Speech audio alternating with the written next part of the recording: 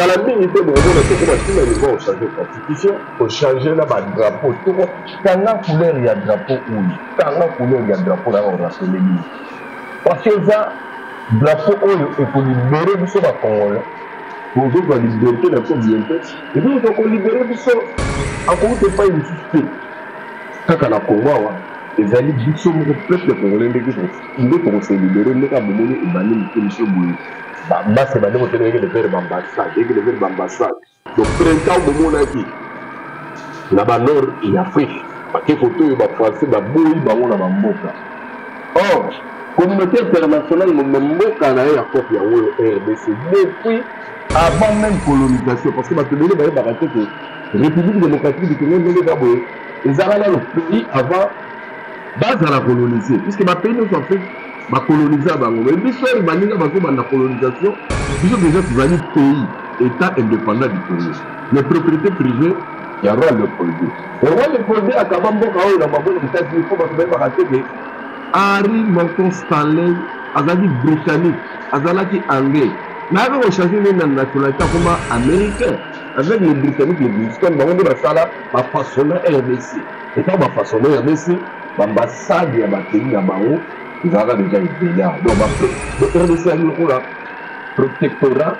ya bamultinationaux yango batika biso l'esprit wana ti lelo tokoma lokola intérêt maintenant nous devons nous libérer biso nyonso tosi libérer na mboka na biso comment tokoki koselibere na mboka na biso ezali kaka ke conscience ekota conscience elimine te bagenre netika baexhortation babopeti te oyo wana te biso kolobela conscience au vrai sens du mot ndenge bacongolais babandi kolonga bandi koyeba cause parce que lelo tokolamboka na toko boto bandi kokondane omoni ndenge mboka na biso eza kagebe eza parti na président te tokosa bino te eza complot international ezalaka na complot wana moto batisaka na complot wana bango te miselonga désiré kabila babenga na mobutu mpo bango bakota mobutu babandaki ne ndenge yene mobutu noko babundisi ye mpona kolongola ye baresi cause na bango baimposa kengo andima barwandais ya bautu bakota na minduki na bango mbote bacongolais mbote bana mondanti mbote baoyo bazwa monoko na biso ya lingala lokola langue partout bozali kolanda biso avec plaisir toza nango ya kosakana te merci ndenge bozali kopesa biso confiance en travers publica télévision avec ripin kisombe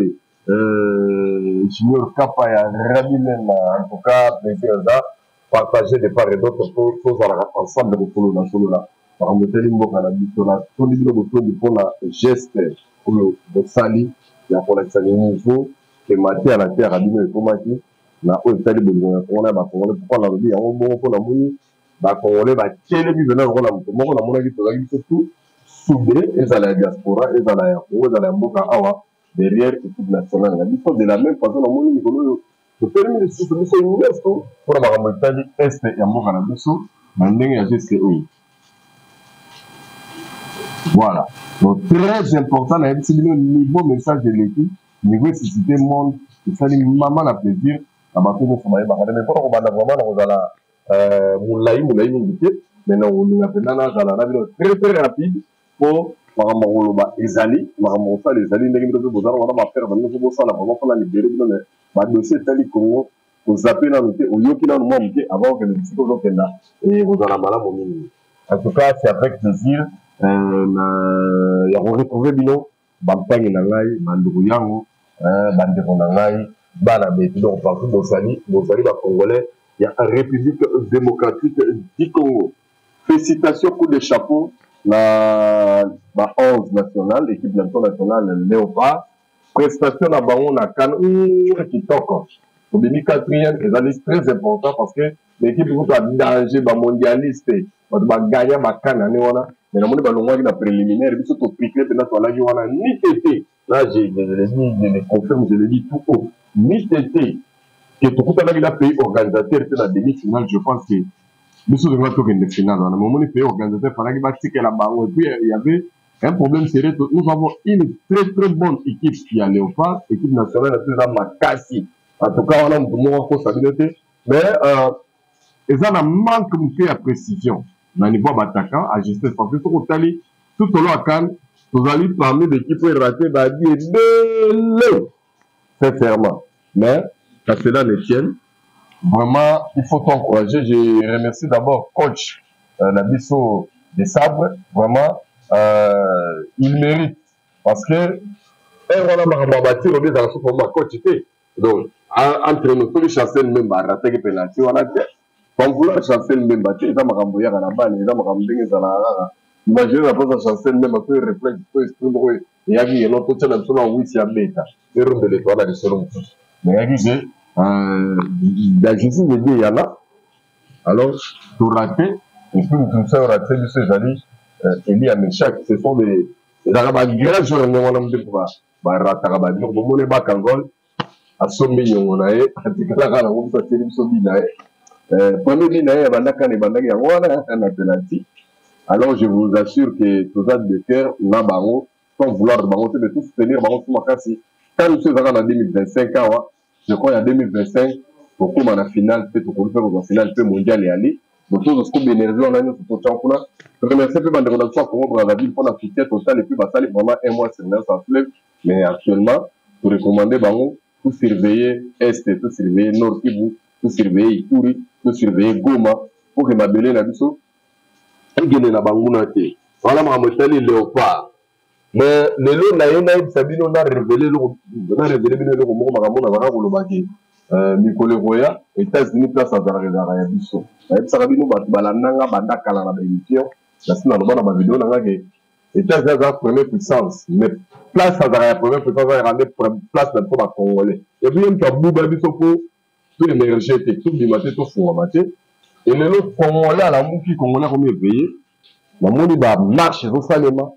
On va qu'il y a des ambassades, il y a des occidentaux, mais c'est que les occidentaux, la plupart, ce sont des PD. Et le rôle de la mission, c'est que tous les nations choisies par les gens, mais à travers qu'on combattre jusqu'au bout, parce qu'on combattre, on a une hypocrisie, on a un combat à Massima Yabat. Les souhaits du pour l'élé, et pour comprendre, on va que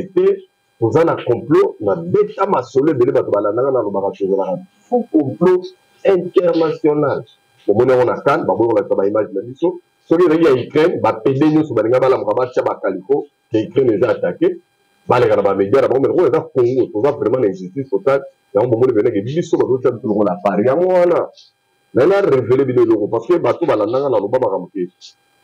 Calamine était bon, on a tout commencé à niveau on changer la constitution, pour changer là bas drapeau. Tout quand la couleur il y a drapeau oui, quand la couleur il y a drapeau là on rappelle les lignes. Parce que ça drapeau oyo et pour libérer biso ba congolais pour autres la liberté là bientôt et puis on va libérer biso encore des pas une suspect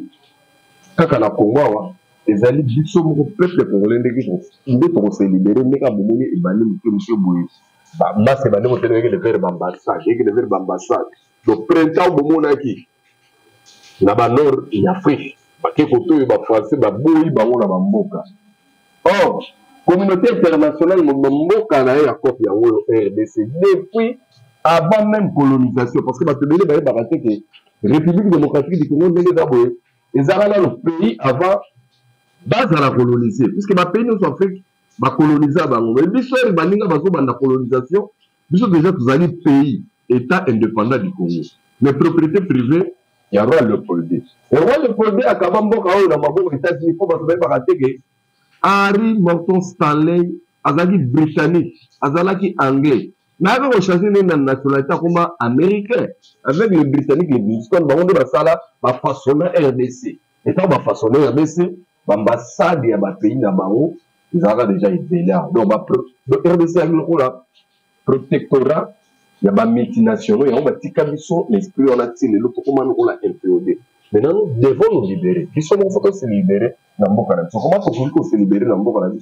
Et ça veut dire que conscience est côté, conscience est division, majeur médical, exhortation, baboké, tu t'es, oh voilà, surtout maintenant, conscience au vrai sens du mot. Mais ma congolais, babani ko na babani ko ba pause parce que de l'autre côté, on a trop de babani ko connaît. Non, moni, mais on a besoin d'attaquer, et ça partir la présidente. Tout en stabilité. Et ça complot international. Il y a un complot là. Vous trouvez ça dans la conclusion d'abord c'était Moussé Laurent Désiré Kabila. Pas bien la Mobutu pour bango ba kota. Ba Mobutu ba bandaki nini. Yéno Mobutu no ba bundisier pour la kolongolae. Ba réussir cause na bango. Ba imposer kengo andi ma ba Rwandais ba utu ba kota na minduki na bango, c'est pas la même chose parce que na robaka ke ceux qui toza ko s'attaquer kaka na ba cause Et surtout, ça s'attaquer à la fait. Mais toujours éviter cause des erreurs, nous ne sommes pas congolais tout ça là. Alors, moi, je malheur dans biso et bandela dans 94. Tondimaki ba outu rwandais bakota awa. Et c'est là où la communauté internationale nous a piégé. Le fait d'avoir accepté que ba outu wana bakota na minduki na bango et le cas prétexte les lots pour annexer mon cannabis sur la pays voilà. Et ceux qui toujours continuent pour résister ti les lots. Et ça juste kaka po tous en nation mo ini et puis béni par Nzambe. Esprit unité mo outu travailler na biso pendant 32 ans là. Même de travailler sur les lots. Parce qu'on va éviter les cas. Et après on a cette peut connaître Makambuya Bitumba ya 98, puisque Zali Baro, RNC, après avoir trahi, il ne faut pas qu'il a trahi les Congolais, il n'a jamais trahi les Congolais. Même si les Congolais, mais bateau Baba Rwandais, bateau Tchikoyo, Ndé Baza, Koulukaba, envahir Mboka Nabiso, au fond, il y a une libération, et bateau tu as la temps, tu m'as dit que la Bangwa n'a ça ça. Bazonga Kate, Baki Goma Bakari, Goma Bakari, c'est de Goma. Dès que Babam so Bitumba, voilà, et Kei. Donc, nous sommes dans San City. Baye a autorisé, nous sommes dans poste, nous toutes sortes de postes. Congolais, nous avons Roubert comme vice-président. Congolais, nous avons tout qui occupé un poste stratégique dans le cannabis. On a maintenant, comme l'air, il y a vérité, il faut révéler. Tout qui a bandi poste à mener dans le cannabis, il y a le bossé, direction, il y a cabinet, il y a mon bout, discernement, il y a tout qui, vice-président de la République. Après ça, c'est Boyebi Roubert, Touti, comme chef d'état-major général sous-musée, Boyebi James Kabarebe, puis comme Touti, commandant il y a la police, dans la ville de Kinshasa, dans la République démocratique du Congo, la personne a discernement général, et Bomona qui va tout dans la poste de Belé à responsabilité à Souk, et Roubert, Bomona a vendu trop, dans la poste de Belé. Tout le monde qui est président de la République, en tout cas, attends les camarades, parce que tout le monde, mais Joseph Kabila, vraiment, ceux qui ont aussi l'image de l'état rendu pouvoir, en tout cas, on est qui tout cité, la même à ma bête. Donc, tout ce qui va poster, nous sommes le roi bâton d'arrêter. Pour votre information, bâton d'arrêter. Pour problème, nous avons dans ma poste d'été. Et Zalinde, Bakat, allait partir à ma bête. Et qui nous a induit en erreur, parce que maintenant, on a M23, M23. Mais pourquoi on a M23? Cause des alliés, Joseph Kabila, n'a remonté Banda. Bon, le second, on va s'entendre pour faire à témoin. Et ceux qui va congolais, on va aller en autant, d'accord, il y a 23 mars, on va nous parce qu'on les a acceptés comme des Congolais. Tout signer, on va congolais plutôt peu ça, on est d'une manière officielle. Allez voir, allez lire. Donc c'est là où le problème est. Chaque fois, ça va nous dire que tel est, bon de marater que bato FCC ba ka mettre les selon on est na nena au tchola net ba qu'on allait que comme bato bazo diriger les lots à la base jamais vous permettre que bato peut perdre vous permettre que bato FCC tous les cabinets c'est même pas droit au chapitre on peut faire toute la leçon il y a maramozo les ranambo na biso concernant est d'ailleurs ba on doit te kamoka et puis on est tout litara pour récupérer mboka donc nous devons vraiment nous mettre ça dans la tête donc s'il y a des coupables c'est d'abord Joseph Kabila nous allons désirer Kabila ba remonti bande kosor bato ba manipula bango pour manipulation lelo bomoni on peut za na sawa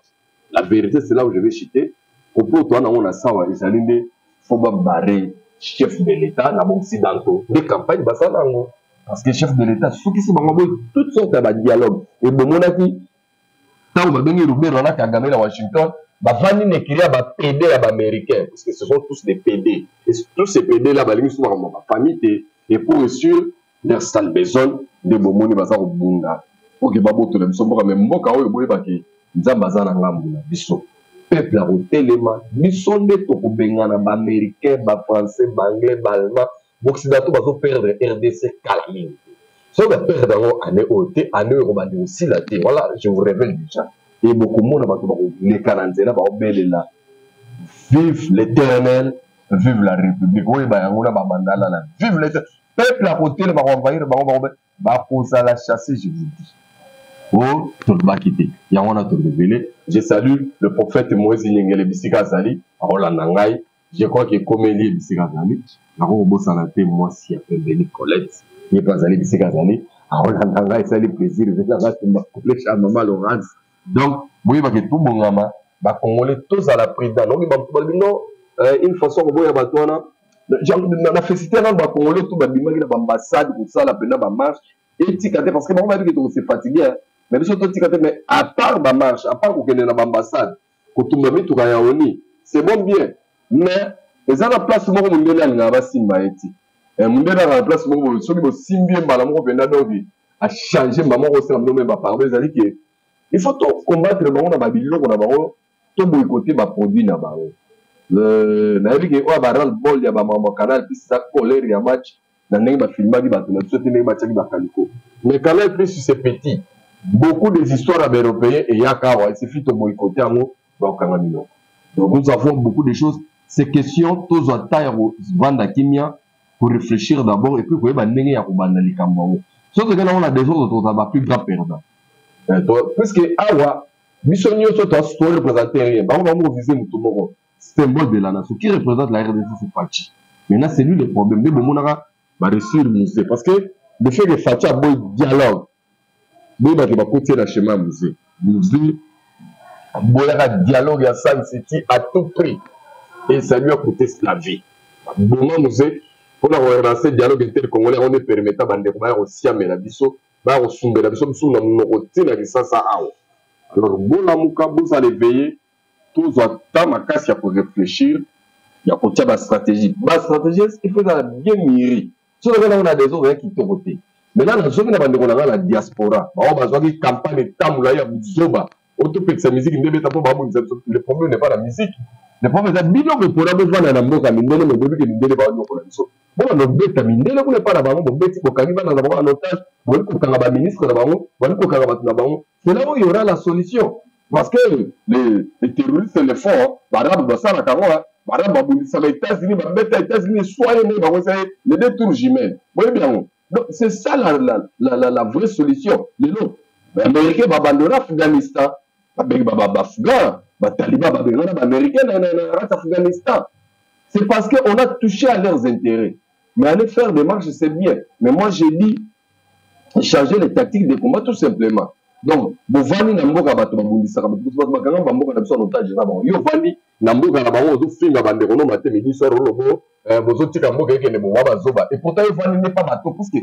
yo ovandi na Belgique moto akolonise biso akomisa biso siko tu tokomi eza mondele belge associé na bafrançais na baanglais na balma bandeko na biso botondi nini na bapays na bango ebele mais bosali nini na bango mpo basesadi ke baza mpe menacé par rapport bino bakomonisa bino mpasi ya soki biso bazomonisa biso peuple na biso mpasi biso bino mpe boza kuna monisa bapeuple na bango mpasi donc ngai na recommande badiaspora bokoma bakulu na mindele kuna parce que mindele moto baza à la base olozala kulu na ya bandeko no bamusicien opekisaka bango bobeta concert te eloko te nini te bokoma bakulu na ya bana mindele bokidnapaka bango bosala bango baati oyo bobandi kolanda o mwana ministre tele boke bokangi ye o mwana c'est de cette façon là nde mundele akobouge bamarche c'est bien vraiment j'encourage oyo bazosala marche mais marche bango bakoyokana bango te bamarche salema bamarche ya kodénonce salema todesina Kagame yeyo Hitler bona boye tina bamaître gims basali Kagame lokola Hitler mais bomoni mundele ayoki nete bapolonais bango na babimi vis-à-vis bango bakosoutenir na bango Rwanda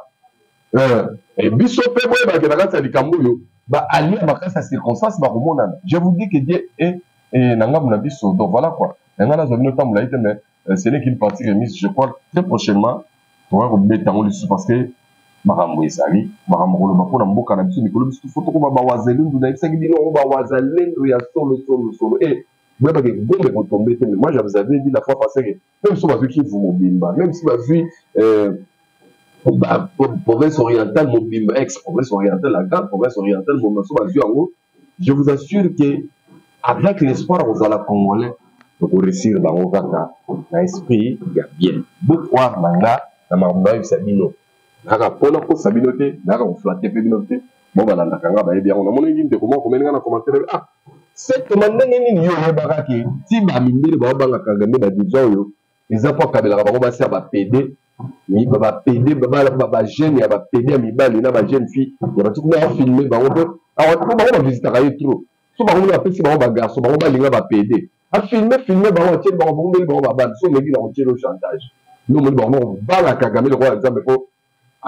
travailler psychologie na bango et biso faut toleka bango na stratégie voilà soki ya koloba ezali nalobi déjà donc ata babomi nga me boyeba esila alobaki makambo oyo ezali motuya merci na Rabi Nema merci na Junior Kapaya, merci na réflexion, merci na bino ba Congolais, vous allez me ba patriote ya solo bon c'est pour mboka na bino, tous à la toujours na bolingo ya Congolais ba Congolais, mais vous ça les comme na lobaki na bino. So ko monité ko battre ko la battre na bino, battre na mabuta na bino, tous à ensemble soudés derrière armée na biso, derrière ba candidat biso, derrière peuple congolais et puis bon mona to réussir. Bye bye.